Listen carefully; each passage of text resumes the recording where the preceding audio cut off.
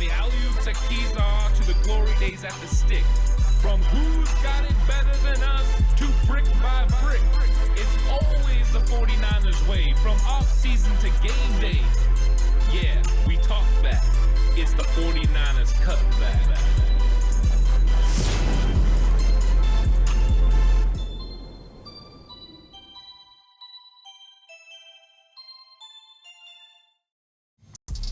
It's 49ers Cutback Podcast time. Welcome to the show. How many roster spots are actually available for players looking to make this San Francisco 49ers roster? I'm really looking forward to this conversation because there's not a lot of spots available for players looking to be on the 49ers active 53-man roster for the 2023 season. Welcome to 49ers Cutback on Believe. And this is going to be a fun one because we're going to go through the roster, talk about how many spots are actually available and who has a good shot at making those spots. Because going into training camp is more than just getting your team tuned up and ready to go for the regular season, but also filling out that roster. You know, these competitions that are going to be happening are real. Training camp battles are all over the place. And if you are over on YouTube, you've seen these training camp battles that I've consistently been putting out because it's been really fun to go over the different matchups because the 49ers have just a really great roster. And with really great rosters mean a lot of competition and potentially some really good players not being on the active 53-man roster for the San Francisco 49ers in 2023. Well, at the quarterback position, the 49ers are going to keep three. This is what they did last season. Last season, they kept Trey Lance, Jimmy Garoppolo, and Brock Purdy, and they ended up needing all three. With the NFL's change in rules to allow a third emergency quarterback on active rosters, the 49ers are definitely going to keep three. They were bitten by the bug last year, and it really came back to haunt them. The injury bug was huge for the 49ers, so they're not going to take any chances. They have four guys currently on the roster, and three of them are going to make the team. And I think that there's really not a roster spot to be found here because Brandon Allen's odds of making this team aren't good unless the 49ers trade away a quarterback. But either way, the 49ers are going to have three very talented quarterbacks at their position, and that room's going to be very comfortable and confident. Next up is running back. The running back room is going to have some competition because the 49ers are going to keep five, and that includes a fullback. Last year, they kept six on the active 53-man roster before eventually waiving Trey Sermon. He ended up in Philadelphia. So the 49ers are going to have five. They usually do this. It's four halfbacks and then a fullback. And they build it, which kind of way, depending on the year. Lots of third-round picks for the 49ers over the years. And they have some upstart undrafted free agents that could come in and create some competition for guys at the end of the roster like Jordan Mason or Ty Davis-Price. And that's Kalen Laburn and Ronald Awatt. Both of those guys have potential to push for a last spot, but it's not going to change how the 49ers go about it. Realistically, is there a roster spot here? Maybe one that's up for competition. That's TDP. Because Christian McCaffrey, Elijah Mitchell, and Jordan Mason are not at any risk of not making this 49ers football team. Same goes for Kyle Juszczyk. No chance he gets beat out by an undrafted free agent player at Oregon State like Jack Coletto. So there's potentially one spot, TDP versus Laburn and Awatt. That is the battle. And the odds of one of those two upstart guys making the team is not good, but it's always a possibility. We just talked about Trey Sermon being waived and then ending up in Philadelphia. He was a third-round pick in 2021. So you do have a possibility of that happening. So maybe a potential roster spot could be available for one of these running backs, but that would be tough to go in there and get that done. So there is one spot available at running back. It's TDP versus the undrafted free agents. If I had to lean one certain way, I would definitely lean in the way of TDP because he has definitely shown his ability in his rookie season. Now, he's got a long way to go, and Kalen Laburn has a lot of speed. He He breaks a lot of tackles. Ronald Awatt runs with a lot of balance, but TDP can do both of those things. So I think TDP is the leader in the clubhouse, but that potential roster spot is up for grabs and a part of the competition in training camp. Next up, wide receiver. This one's going to be interesting. The 49ers kept 5 wide receivers in 2022. They could easily keep 5 again, keeping a lot of other positions available to have other players because it's a stacked roster. So let's go with the thought process. They're going to keep 5. If they keep 6, it definitely gets more interesting. More people become a part of the competition. But with Brandon Ayuk, Deebo Samuel, Jawan Jennings, and Ray McLeod as the top 4, there's potentially 1 spot up for grabs if the 49ers keep 5. If the 49ers elect to keep 6 wide receivers, then there's 2 spots up for grabs. Last year, the 5th spot was taken by Danny Gray. He's going to be in competition this year for that spot. The 49ers went out and drafted in the 7th round Ronnie Bell out of Michigan, and Bell has impressed through OTAs and minicamps. So this is a legit competition between the 2 players. You throw in the fact that they also signed a veteran like Chris Conley that's 6'3", runs a 4.3 40, and has a lot of catches in this league, and you've got a pretty nice combo. I do believe that the competition is more Gray versus Bell. You got Gray's speed that he's going to be able to get down the field and create with that great speed, but also has the home run ability to catch a slant and go 98 yards for a touchdown. Against Bell's securing the pass, being a guy that you can count on to make those big-time catches in the middle of the field, but he's got some work to do as well. So I think at the wide receiver position, you have 1 roster spot up for grabs, and realistically, you have 3 to 4 players that are in the mix. I think the leaders are Danny Gray, Ronnie Bell, and Chris Conley. So 1 spot at the running back position, 1 spot at the wide receiver position. Shows you how stacked so far this 49ers offense is. At the tight end position, you have 2 new rookie tight ends. So this is where it gets interesting. The 49ers kept 3 tight ends to initially start the 53-man roster, but then once they got their affairs in order, moved Curtis Robinson to the IR last season, then they brought back Tyler Kroft. So the 49ers found a unique way to be able to get that 4th tight end on the roster without them having to initially be on the 53-man and then use the injured reserve and pup and everything to get their players where they need to get them so that way they could bring a player back. So George Kittle is obviously going to be on this team, but I think there's 2, potentially 3 roster spots available and up for grabs at the tight end position. Yes, Cameron Latu and Braden Willis are the new young players. Latu, 3rd-round pick out of Alabama. Braden Willis, 7th-round pick out of Oklahoma.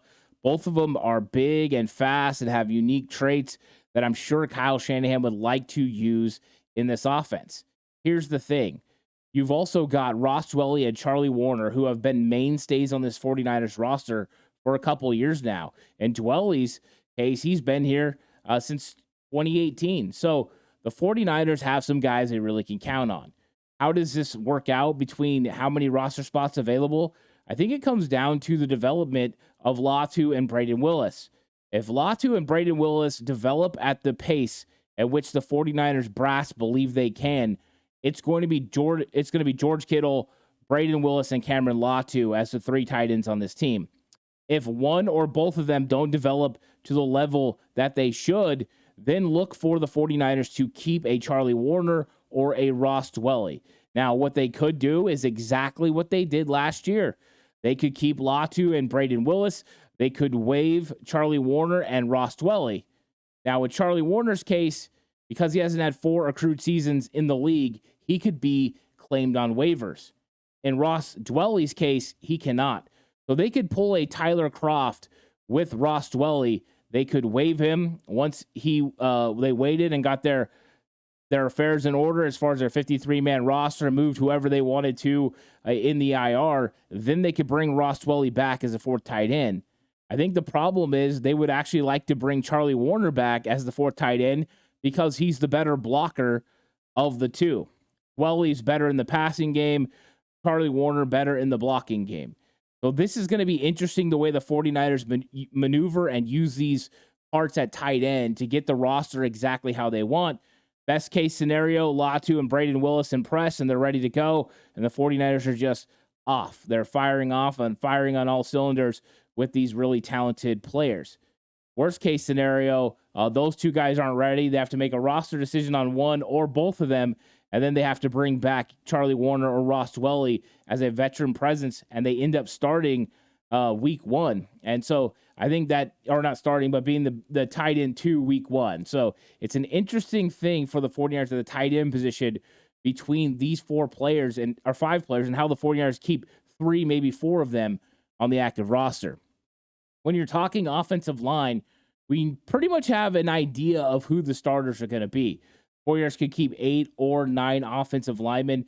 They elected to keep Nick Zakelj on the 49ers 53-man roster last year and just kind of have him sitting there the whole time, most of the time inactive, but didn't want to risk the potential of losing him. Once again, you waive him, he can get claimed by waivers, and he may not make it to your practice squad. So the 49ers, we know, are going to have Trent Williams, Aaron Banks, Jake Brendel, Spencer Burford, and Colton McKivitz are going to be 5 of their offensive linemen.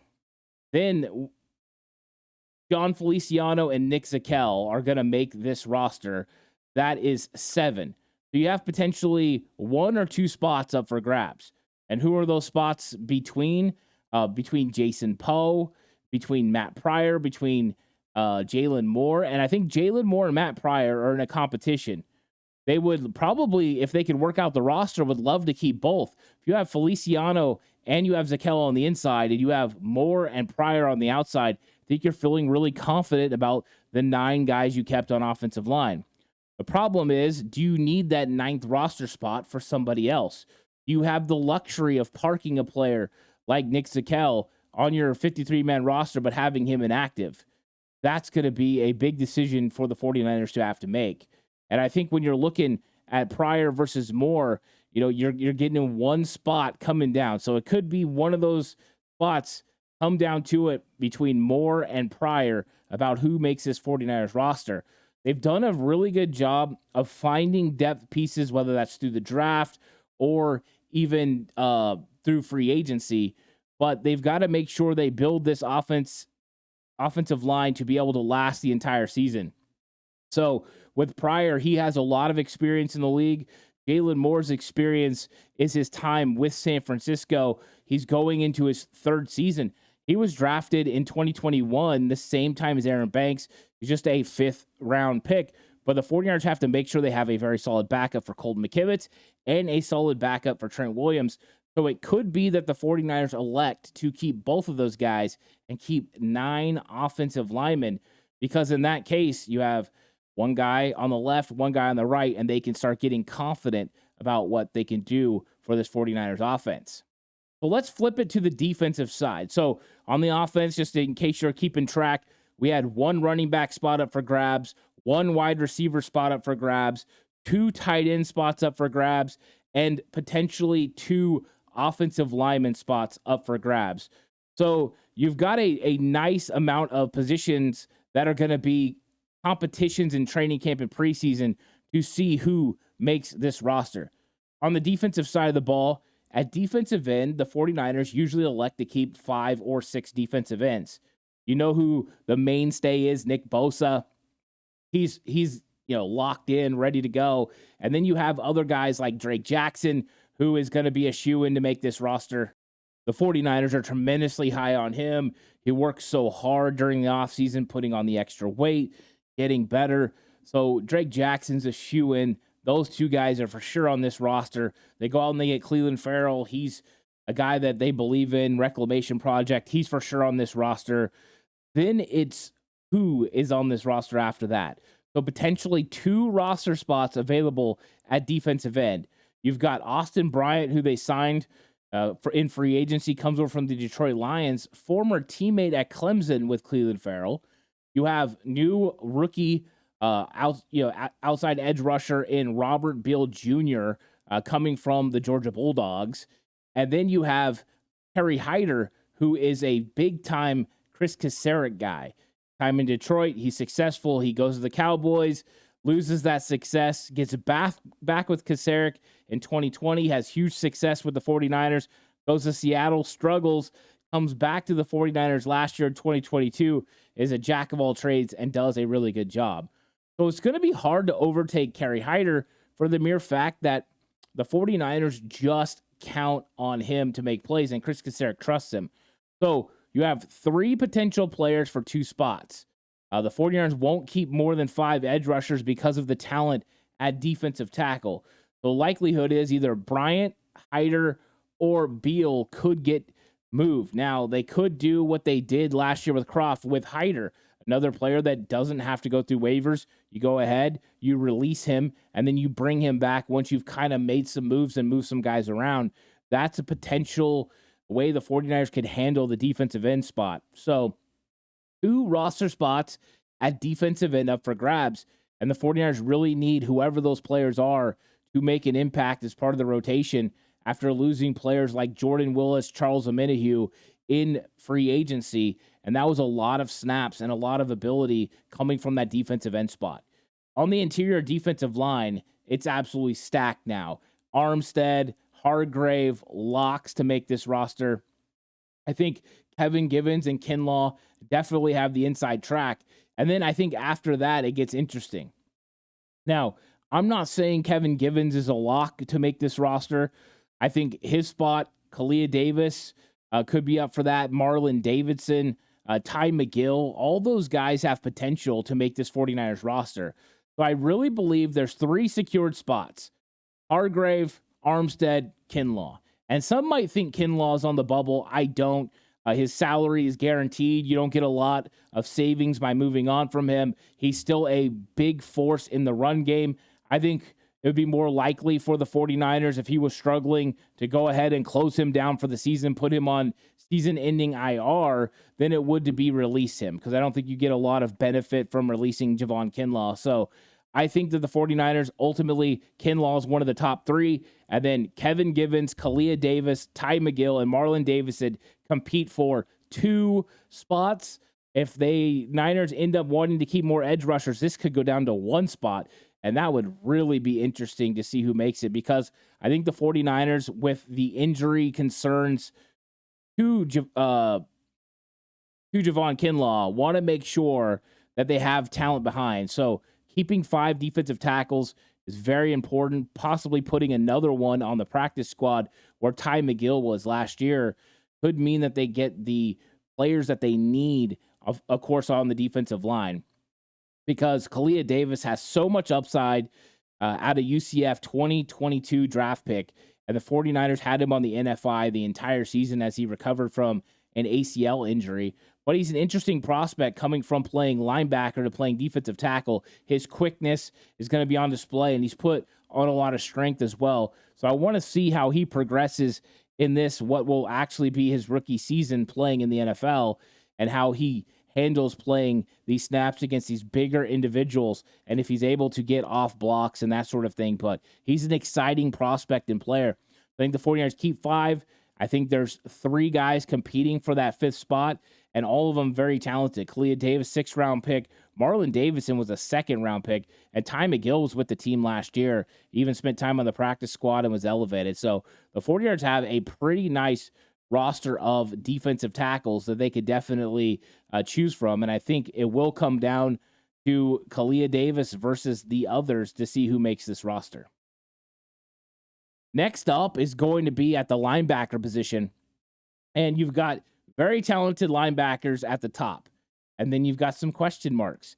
Fred Warner and Dre Greenlaw are locks.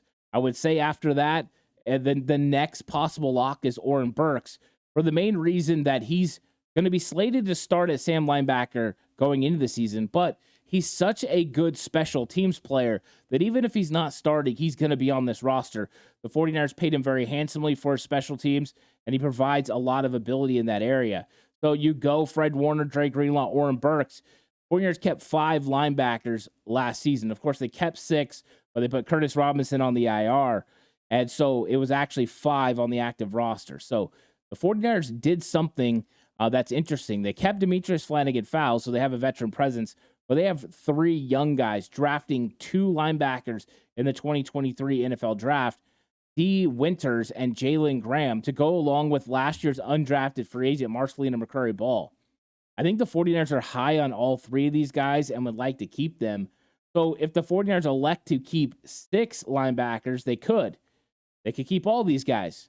But realistically, when you're building a roster the way the 49ers are building and you have the amount of talent you do, somebody's got to go.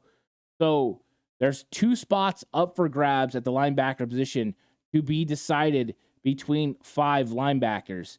Demetrius Flanagan-Fowles and Curtis Robinson, who made the team last year and was moved to IR. Those 2 guys, veterans. And then you have Marcelino McCurry-Ball, who was on the 49ers practice squad last year, and then Jalen Graham and D. Winters, the 2 draft picks from this season. So that's where the competition comes. These guys are competing for potentially 2 roster spots.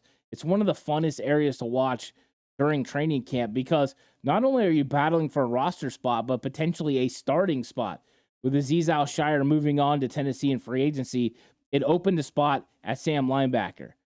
Flanagan-Fowles and Oren Burks being with the team and understanding this defense and playing a lot of snaps as starters in this league, they definitely have the heads up on the young players. But these young players are highly talented, play with great instincts, and are very athletic. So it's going to be fun to watch, see who ends up coming out on top for that Sam linebacker job and how that affects who makes this roster. Because if a young player steps up and takes the Sam linebacker job, Oren Burks gets 1 spot. That means 1 spot between the other 2 young guys who didn't make it and potentially Demetrius Flanagan-Fowles. At cornerback, the 49ers' likelihood is that they'll keep 6. Last year they kept 5. Now, one interesting development as we're heading into training camp is the 49ers have decided to put Darrell Luter Jr. on the PUP list. Now, he could come off during training camp and everything, he can come back and start practicing. There's also a short-term PUP, so when he gets in the season, he could come off. There's lots of interesting things with the physically unable to perform list. But what that does is make it so maybe they're stashing him. We've seen them do this before. So the 49ers might be deciding that they need to keep only 5 corners. It was my belief before training camp thought process was, hey, they're going to keep 6 because you have Mooney Ward and Deommodore Lenoir, who are absolute locks. You have Isaiah Oliver, who's a lock. That's 3.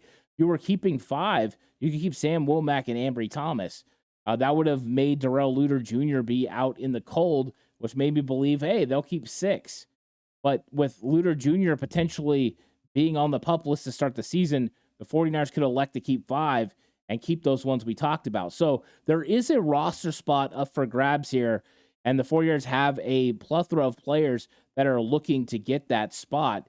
Deshaun Jameson, the undrafted free agent out of Texas, last year, Quantrez Knight, undrafted free agent out of UCLA. He's going to be available to potentially win one of these spots. So there's going to be competition at the cornerback position, and we just don't know what we're going to get out of Ambry Thomas. We've heard nice things. Steve Wilkes has said some positive things about the direction in which Ambry Thomas is going and how he's developing. But I think we're seeing right now the 49ers could be laying the groundwork for potentially how they're going to build this cornerback position. Now, I don't know if that means an undrafted free agent like Quantrez Knight, who was a practice squad player of the year last year, or a guy like Deshaun Jameson has the opportunity to jump up there and get a spot. But it's going to be one of those highly watched positions because there's some real talent there and not a lot of roster spots to go to that talent. And it's young talent. Warriors have invested money in Mooney Ward and invested draft picks in the other players that they have in the secondary at cornerback. Next up is a safety position, and there's 4 safeties that usually make the 49ers roster. I expect it to stay the same. And 3 of these guys are an absolute lock, and it could be 4 as an absolute lock. This might be one of the easiest ones besides quarterback to go over. You have all-pro Talanoa Hufanga. He's definitely making this roster. Tashawn Gibson played out of his mind last year when he came in place of Jimmy Ward and just held on to that spot. Then they go out and they draft Jair Brown in the 3rd round. He's a lock to make it. And the reason I said it's as close to a lock for the 4th spot is George Odom. George Odom is a special teams ace. So what would it take for another player to take his spot, it would take a lot. Not only would they have to outplay him on the field, they'd have to outplay him in special teams or at least make it close. Miles Hartsfield came over from Carolina. He's a Steve Wilks guy, and he's slotted to play at the safety position. He's probably in direct competition with George Odom for that spot. So I would say there's one spot up for grabs, but it's not exactly like it's an even playing field. Right now, George Odom is ahead on the field, and he's ahead in special teams. So Miles Hartsfield's going to have to go out there and prove on the field he's better, and in special teams he's better. Now, the one thing about Hartsfield, he does understand what Steve Wilks wants from his defense. So he can translate that. He could be like a coach, an extension of Steve Wilks on the field. That gives him an advantage. But at what point do the 49ers say, hey, that's really appreciated. We enjoy that during training camp in the preseason, but that's not needed during the season because Hartsfield won't actually be on the field. We need the better special teams player in George Odom because our starters are Hufanga and Tashawn Gibson, and we have Jair Brown in waiting. The only other guy that could potentially be in the mix for that last spot is Taylor Hawkins. I like Hawkins a lot. I think he's got really natural instincts. He'll impress a lot of people during preseason, and I think he'll get a lot of pub. I just don't think he can make the roster. As soon as they drafted Jair Brown, it made it really hard for Taylor Hawkins to have a shot to make this 49ers roster. And so there's just not a lot of opportunity at the safety position to make this roster. So on defense, at defensive end, there's 2 spots up for grabs. Defensive tackle, there's 1 spot up for grabs. Linebacker, there's 2 spots up for grabs. Cornerback, there's potentially 3 spots up for grabs. And at safety, 1. So as you can see, there are roster spots that are going to come down to the wire. Some of these you can lock in. I'm sure a lot of people would say, hey, running back is not really up for grabs, or wide receiver. But I do believe that there's going to be competition at those positions. And I'm excited to see, who ends up coming out on top. If it's, the veteran that we're expecting, or if, hey, one of these guys come out of nowhere and shock everyone. It happens at times. It was Trent Sherfield a couple of years ago, came out of nowhere and shocked the wide receiver position.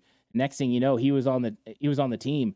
So it does happen. Guys do come out of nowhere, and that's always fun when it happens. So super excited about the 49ers training camp coming your way. Thank you guys so much for watching and listening. Really appreciate it. I'll catch you guys all on the next one. Until then, stay safe. And remember, the right way is always the 49ers way.